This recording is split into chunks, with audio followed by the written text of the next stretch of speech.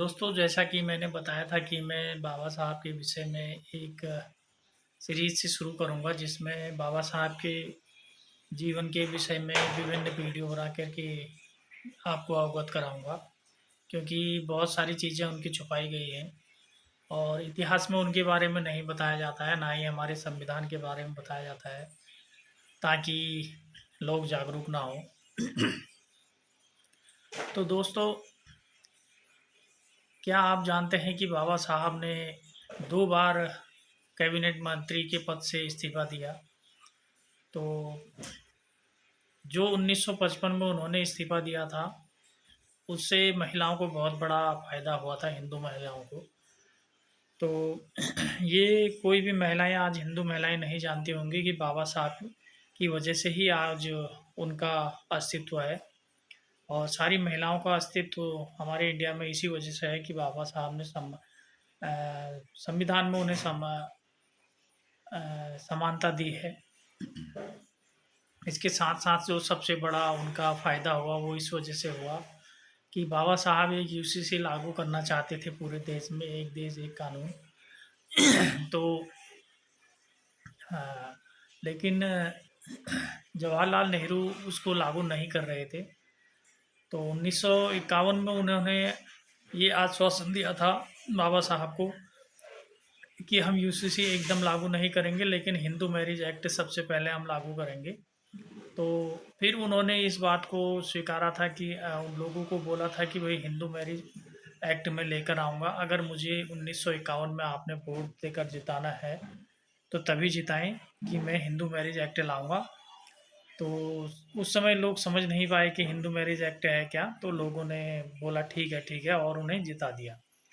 तब वो फिर प्रथम प्रधानमंत्री बने 1952 में। तो 1951 से 1952 तक के बीच में चुनाव हुए थे और 1952 में वो प्रथम प्रधानमंत्री बने हमारे। लेकिन उन्होंने यूसीसी लागू नहीं किया और ना ही हिंदू मैरिज एक्ट जो था उसको ही वो लेकर के आए। तो फिर बाबा साहब ने एक बार तो 1950 में इस्तीफ़ा दिया। उनका कहना था कि वो उस समय लॉ मिनिस्टर थे, तो लॉ मिनिस्टर के पद से उन्होंने इस्तीफ़ा दिया। उनका कहना था कि जवाहरलाल नेहरू मेरी कोई बात नहीं सुन रहे हैं।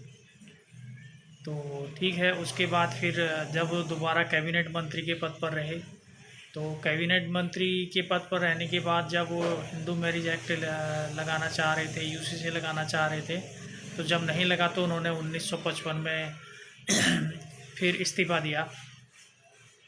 तो मजबूर होकर के तब उन्हें हिंदू मैरिज एक्ट लाना पड़ा, जिसमें महिलाओं को भरपूर संरक्षण मिला।